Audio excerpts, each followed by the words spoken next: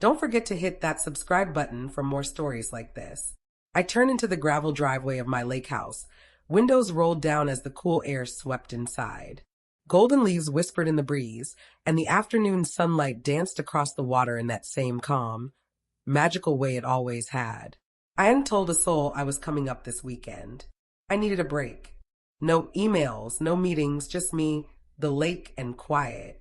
But the second I stepped out of the car, something felt wrong. The porch light glowed. Music, soft, acoustic, floated faintly through the open living room window. And two cars were parked in front. Neither belonged to me. My chest tightened. I walked up the porch stairs slowly, each step heavier, my pulse pounding. When I slid my key into the lock, it resisted as if someone had just locked it from the inside. I forced it harder until the door gave way. What I saw froze me. There, in the middle of my living room, stood my sister Emily, barefoot, 7 months pregnant, one hand clutching a mug, the other resting on her stomach. She leaned against the couch, covered with my white knit blanket. A stroller sat beside her, already unfolded, like she'd been living here. "Oh," she said, startled. "Ava, you're early." "Early for what?" My voice was sharper than I intended. "What are you doing here?" Before she could answer, a familiar voice came from the hallway. I found those throw pillows you liked. We can." My mother stopped mid-sentence, her face lighting up. "Ava, you made it." She dusted her hands together as if finishing a chore, then leaned in to kiss my cheek. I didn't move. Behind her, my father appeared, carrying a small toolbox. "What the hell is going on?" I demanded, my jaw clenched. "Someone explain." Now, Emily looked at me like I was the intruder. "Mom and Dad brought me up here to see the place. We thought it was the right time to start planning the nursery." "The what?" My voice cracked in disbelief. Dad chuckled like I'd said something ridiculous. "We told Emily she could stay here after the baby's born, just until she's back on her feet. This place has everything, quiet, space, and it's safer than her apartment." My ears buzzed. Mom added quickly, "Don't worry, sweetheart. We'll keep everything up. It's still technically your house.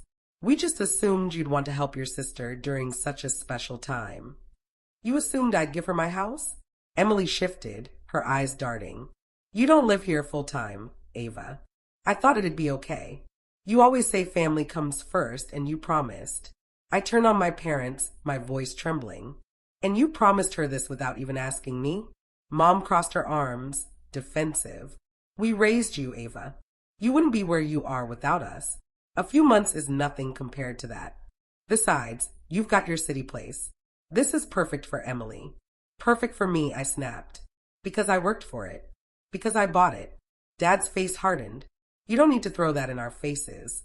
"You're standing in my living room," I shot back. "You broke in. You brought my sister here. You made promises about something that isn't yours to give." Emily's voice trembled. "I'm your sister, Ava. I'm having a baby. I thought you'd care more." I stared at her. At all of them. "You want to talk about caring? I paid for your college textbooks. I cleared your credit card debt twice. I covered your rent for 6 months when Zach left you. I did it because I cared. But this," I gestured around the room, my room, invaded. "This is manipulation. This is entitlement."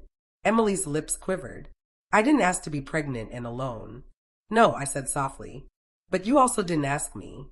You just assumed." Mom's voice cracked. "How can you be so heartless, Ava?" I turned slowly toward her. "I'm not heartless.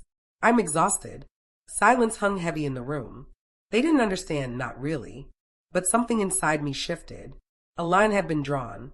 "I want you all out," I said firmly. "Now." Dad opened his mouth, but I cut him off. "I don't care what you were planning. Pack up. Leave." Emily hesitated, torn between anger and tears. She chose tears.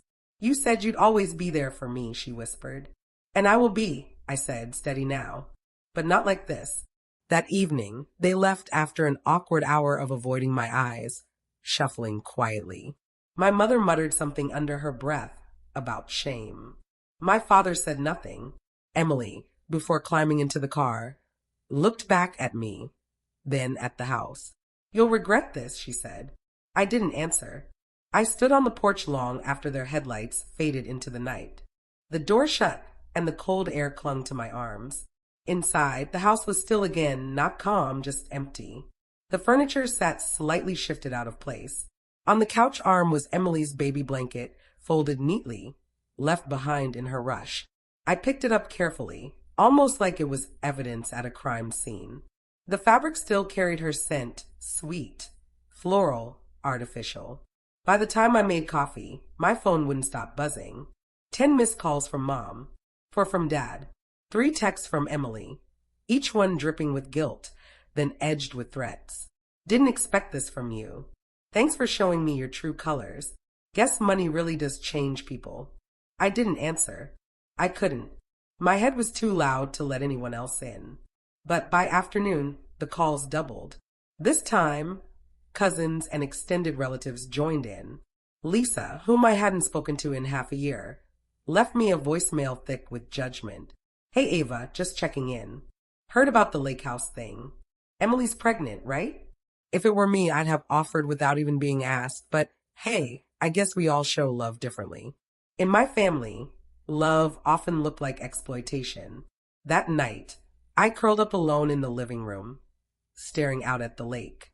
My mind replayed the moment they told me, as if giving away my house was the most natural thing in the world, as if generosity was automatic, unquestioned. That was the sickening part. Not just their expectation, but the fact that no one even asked. 2 days later, an email from my aunt arrived, short, sharp. Sometimes the eldest forgets her role. Emily needs you now. I hope you find your heart again before the baby comes. My heart. Where was it when Dad was out of work and I skipped meals to pay for groceries? Where was it when Mom got sick and I dropped everything, mid-conference flight, just to sit at her hospital bed? No one ever asked what those sacrifices cost me. No one offered to share the weight. They just expected more. That weekend, I drove back to the city. My true home, a small but modern apartment high above the noise, with thick glass windows and a view of steel towers. A space with only one set of keys, mine. I sat on the couch, laptop open, trying to focus on work. But Emily's words kept flashing through my mind. You're lucky you don't have to worry like I do. This baby is a blessing. I thought you'd want to be part of that. You said you loved me, and I did love her. God help me, I still did. But love without boundaries isn't love, it's a leash. By the week's end, my parents' pleas shifted into demands. Dad called, voice-clipped and businesslike. We've spoken to a family lawyer. Not suing or anything, don't panic. We just wanted to understand your obligations. Since your sister's vulnerable, there may be support clauses that apply. Obligations, I said, like the ones you never had when I was struggling. That's not the same, Ava. You're right, I said flatly, because I didn't ask for a house. I asked for respect, and I never got it. Silence. Then, you're not the person I thought you'd grow up to be. A bitter smile crept across my face. For once we agree. But guilt never stayed quiet. Some nights it screamed. I'd stare at the ceiling, questioning myself. Was I too harsh? Was I punishing Emily for wounds she didn't cause? Had money made me cold? And yet, every time I returned to that house, my house, I remembered how they stood there, grinning, ready to sign away my sanctuary like it was disposable. They weren't asking for help. They were demanding ownership. Then came the final straw, a package on my doorstep. Inside, a framed sonogram photo, a onesie printed with Auntie Ava's favorite, and a baby registry printout. No note, just guilt wrapped as gifts. Their way of assuming I'd cave. That sentiment would drown out boundaries, and I'd hand over the keys. But something in me had hardened. Love didn't mean endless sacrifice. Love meant honesty and drawing the line when things turned toxic. So I stopped. Stopped taking their calls.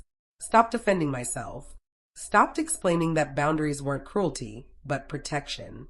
And slowly, the silence became sweet. One evening, wrapped in a blanket with a thermos of wine, I sat on the dock. The lake shimmered under fading light. That's when I understood. This house wasn't just property. It was proof. Proof that I had built something of my own. Proof that I wasn't just the family helper, fixer, or fallback. I was a woman who had finally learned to say no. even when it hurt. And somewhere in my family's kitchen, that no was brewing into anger. But here, on this dock, it was transforming into peace. She had just escaped an abusive relationship. Her caseworker, an old college friend of mine, brought her up casually over lunch one afternoon. She was starting over with nothing, just hoping for a safe place where her daughters could sleep without fear and wake up without dread. That night, sitting on the dock, I watched the sunset spill across the water and realized something. The peace and home my family once tried to take from me, I had the power to give freely to someone who truly needed it. Not out of guilt, not because someone pushed me into it, but because I chose to. While my parents and Emily whispered with lawyers and sulked in group chats, I met Rachel for the first time. She was shy, quiet, her eyes darting toward her daughters as if afraid they might vanish at any second. Her youngest, only 4, clung to her hand like a lifeline. "I don't want charity," she said firmly, locking eyes with me. "I just need a chance." That was all I had to hear. The very next day, I drew up a year-long lease. Rent-free. Utilities covered, maintenance on me. The only condition, make this house your home. Not a stopgap, a refuge. But the pushback from my family only intensified. My dad sent an email labeled final request, an ultimatum disguised as love. "If you can't find it in your heart to do this for Emily," he wrote, "then I don't know who you've become." Family is loyalty. My mom followed with guilt of her own. "You used to be so warm, so generous. What happened to you, Ava and Emily?" And then came Emily's one-line text. "When the baby's born, don't expect to be part of his life." I stared at my screen. No shaking hands this time. They didn't know it yet, but I was done, and I was ready to lock the door behind them. I invited them all to the lake house one final time. The message was brief. Dinner. Saturday night. Everyone. Let's end this properly. And they came. Even Aunt Lorraine, draped in pearls and false sympathy. They entered as if the place was still theirs, as if I had finally come to my senses. The table was beautifully set. Candles glowing, wine glasses shining under soft light. And beside each plate, a white envelope. No one touched theirs.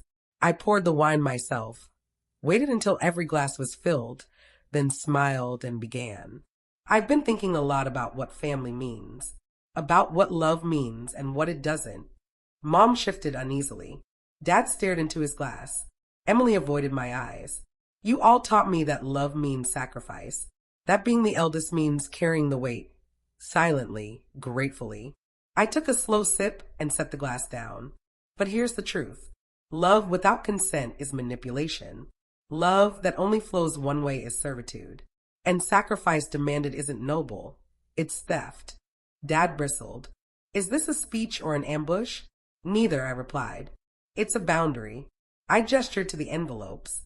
"Inside, you'll find copies of the deed to this house, with only my name on them. And you'll also find notice that it's under lease to a woman named Rachel and her daughters.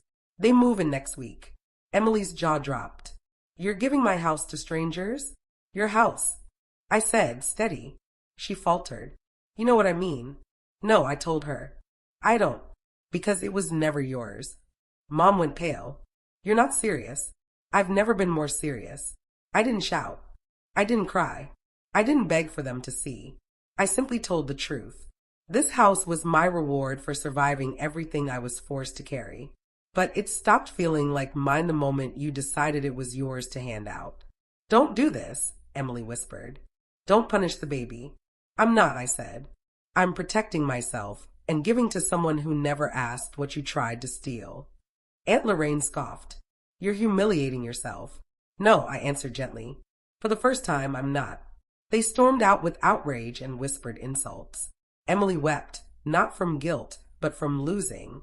Mom didn't hug me goodbye. Dad didn't shake my hand. And as their cars disappeared, I finally exhaled.